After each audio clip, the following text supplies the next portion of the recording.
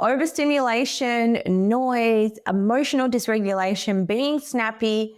This episode is for my neurodivergent folks. Whether you've got ADHD or ASD, you are going to find this episode super helpful, and I can't wait to hear your feedback.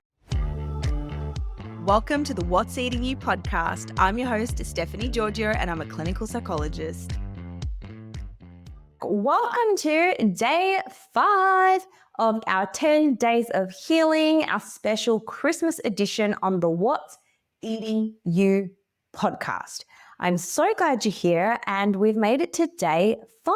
I hope you've learned something so far, and if you have, please share it with me. Either tag me on Instagram or send me a DM if anything I have said over the past 5 days has helped or resonated with you. Share it with a family, a friend, anyone you love, and also let me know if it helped you. Now, today we're taking a deep dive into something that so many people experience, especially people with ADHD. We know ADHD is a neurodevelopmental condition, meaning the way your brain was typically expected to develop didn't happen. It developed differently. You've got lower levels of access to norepinephrine and dopamine, which are very important neurotransmitters in the brain to get things done and get that sense of reward. So for that reason, things can feel overwhelming, overstimulating. You can get easily dysregulated emotionally, and it's not your fault. Your brain's just wired differently. So I'm going to talk about why this happens today, how to deal with it, and the pressure you feel to perform socially when your nervous system is already taxed. So if social events, the festive season, or even Christmas leaves you feeling exhausted, snappy, emotional, or completely shut down, you're not broken, you're not rude, and you are not antisocial. Your brain is overstimulated, your nervous system is overwhelmed, and your tolerance is maxed out, kind of like a credit card. So let me break down why this happens and what you can do to protect your energy. Hope you like the red today. I thought I would mix it up. I also just realized that these microphones are magnetic. So, wow, you learn something new every day. The reason ADHD brains struggle so much at Christmas is because, one, sensory overwhelm, it hits faster. So people who don't have ADHD, who are neurotypical, they've got a window of tolerance. We all have this window of tolerance. And their window tends to be generally larger than someone with ADHD. So what this means is they can tolerate a lot more. People with ADHD tend to have smaller windows of tolerance. And this means you can kind of flip the lid faster. Christmas is loud. Shopping centers are busy. Music is loud. Crowds, smells, wrapping, cooking, rushing, constant talking and expectations. An ADHD brain already processes the world in full volume. So Christmas feels like someone is turning that up to 100. What this means is emotion regulation becomes harder. When your sensory system is overloaded, your emotional system becomes overloaded too. So how do you know when your emotional system is overloaded? Little things start to frustrate you. You snap at things you wouldn't normally snap at. You cry easily or get overwhelmed easily. You avoid events. You shut down. You go into that off switch mode. You feel guilty for cancelling, and you retreat to the bathroom for 5 minutes to get silence. And that's not a bad thing. These aren't personality flaws. There's nothing wrong with you. Your nervous system is just beyond its capacity. Are you using your phone to distract from your emotions? Maybe you feel overwhelmed and you just want an escape. Doom scrolling is really common, but it might actually be doing worse for you than it is helping you. That's ADHD, and you're not alone. ADHD Journey is a brand new course and community that gives you short weekly lessons, printable tools, and a live group session with me once a month. So now you can stop scrolling and start getting control of your life. Use the code ADHDVIP for your 50% off in your first month, but only for a limited time. The link is in the show notes below. Let's work with your brain, not against it. Another reason that ADHDers can find this time of year really difficult is because transitions are stressful for neurodiverse brains. So when you go from being at work and then you have to go late night shopping to get your Christmas list done, or you go from home and you have to go to an event, so home to socializing, and then you are used to making your own food and then suddenly you're hosting an event for people, going from quiet to loud chaos, going from one event to another. Transitions are difficult in the brain of someone with ADHD or autism. It's taxing.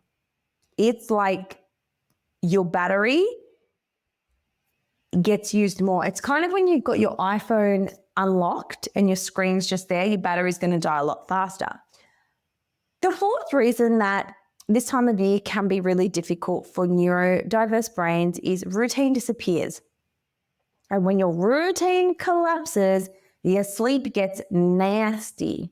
You struggle to wake up in the morning. Your eating becomes a bit chaotic and dysregular, and you're like, why am I eating a mince pie for breakfast? What's happening here? Your medication timing will change because you're getting up later, you're going to bed later. So when you take your meds, that routine can be thrown out of whack.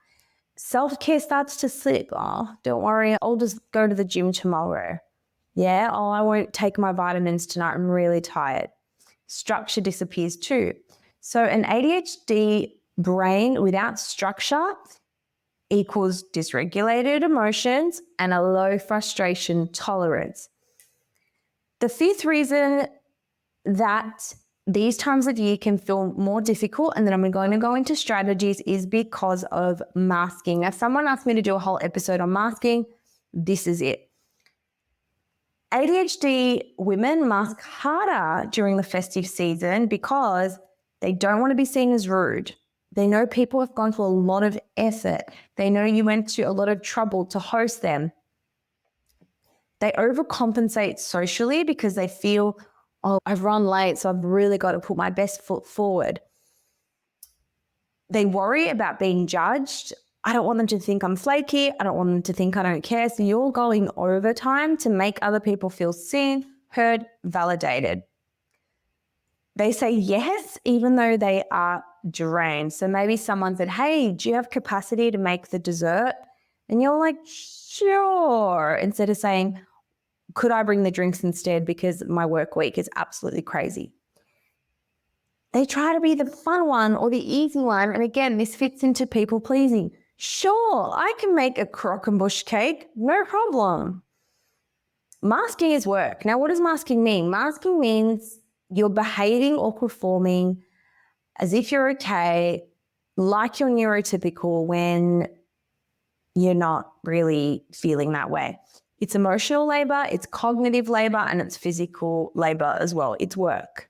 Masking is called work. Now, here's the strategy of today's episode. We're going to have a sensory exit plan. So get your pen and paper and write this down. Share it with your kids, share it with your friends, send it to your grandma, whoever needs to hear it. This strategy is a lifesaver for ADHD brains, especially during holiday events. The sensory exit plan sounds like this. Before going to an event, we're going to create an exit plan for sensory overload. It's not about escaping. It's about regulating before you start breaking down. We don't want you to hit breaking point. That's our goal here. So step one is you're going to choose your escape location. Pick a place where you can retreat for 2 to 5 minutes. This could be the bathroom. This could be stepping outside. This could be a quiet hallway. It could be a laundry room. It could be sitting in the car for a moment. It can be the spare bedroom. Predetermine where your escape place is going to be so your brain knows safety is available. If I get too overwhelmed, I know that there's a bathroom down the corridor that I can retreat to. Step 2 is you're going to choose your grounding strategy. Everyone needs one of these. Whether you have ADHD or not, you need one of these. When you step away, you're going to do one of the following. So when you go to your laundry or you go to your car or you go to your bathroom, you're going to do this. Cold water on your wrists, because obviously you're going to have all your nice makeup on. Cold water on your wrists, or you can put cold water on your face or the back of your neck. Cold water is the quickest way to regulate your nervous system. You're going to do deep belly breathing. So deep belly breathing, you put your hands on your belly. Do this with me now. And when you inhale, you're going to push your belly out as far as it can go. And when you exhale, you're going to let your belly fall. You're going to inhale, you're going to push your belly out into your hands. You're going to exhale, you're going to let your belly fall. Do it again. Inhale, push your belly out. Exhale, let your belly fall. Inhale, push your belly out. Exhale, let your belly fall. So what that does, signals to the brain you're safe, it calms your nervous system, and it gets you back into logical mind. Now remember, you're trying to breathe out and in, not up and down. When you breathe up and down, you're actually going to be hyperventilating. The next thing you can do is the 5, 4, 3, 2, 1 sensory reset. So this is what are 5 things you can see. I can see a book, a towel, toilet paper. You name 5 things you can see. What are 4 things you can touch? How does it feel? Oh, I can touch this plastic thing. It feels soft. I can touch the towel. It feels rough.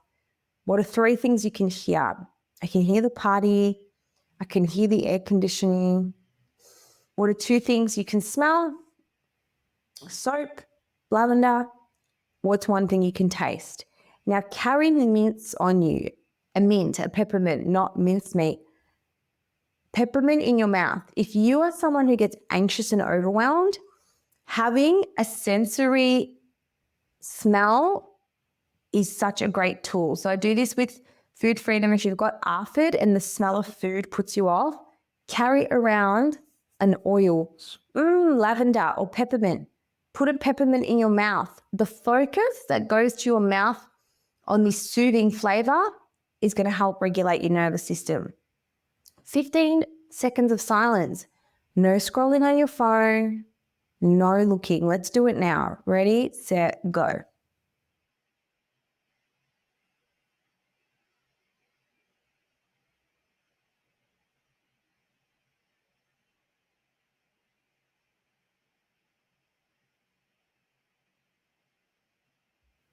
That was only 15 seconds.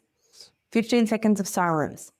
And the last trick is you can do shoulder and jaw, drop and release. So raise your shoulders up, increase the tension, squeeze, squeeze, squeeze, release. Same with your jaw, release your jaw. Yeah, when we're stressed and overwhelmed, we tend to hold all the tension in the body. We tend to clench our jaws or we grind our teeth at night. Stretch your jaw, lower your shoulders. And if you're listening to this on the podcast, you can watch it on YouTube to see how I'm doing it, but it really is just what it sounds like. All these strategies are going to bring your nervous system back online. Now, step 3 is choose the exit phase. This is a sentence you use if you need to momentarily leave. Sentence, phrase, not phase, phrase. So this is what you're going to say if you need to buy yourself a break. I'm just going to duck to the bathroom for a second. I really want to hear what you're about to say, Sue, but let me just go to the bathroom and I'll be right back. So we don't want to sound rude, but we can say, I'll be right back. You don't need an explanation. I mean, who cares? Sound rude. You don't need an apology. You don't need an explanation. But what I like to say to my friends is, I really want to hear the end of this story, but I'm just busting to go to the loo. Let me come back so I can be fully present. Sounds so good. So step 4 is you're going to choose your re-entry plan. So before going back into the event, when you've gone to your bathroom, you've had your little peppermints, you've sprayed your oil, you've put some cold water on your neck, you've done your deep diaphragmatic breathing, you've done your jaw and your shoulder exercises. Remind yourself, I'm regulated enough to enter. I can come back if I need another break. Regulation is cyclical. It's not a one-time event. So remember, this is healthy, adaptive coping. This isn't weird. Everyone needs to do this. All of this works. When you apply the skills I've just taught you, you're giving your brain a plan, predictability, a sense of safety, permission to pause, an exit that doesn't feel dramatic and erratic, and a way to regulate before your dysregulation hits. The key is to catch it early before you hit breaking point. And remember, you deserve to feel safe, regulated, and understood, especially in these busy times. And now it's time for your day 5 gift. As a special gift for making it to day 5, I'm giving you my full audiobook, Food Jail, Breaking the Bars of Binge Eating. This is perfect for anyone who struggles with binge eating, emotional eating, bulimia, or a bad body image. This is the audiobook, so you don't have to read anything. You get to listen to it, and I narrated it all by myself.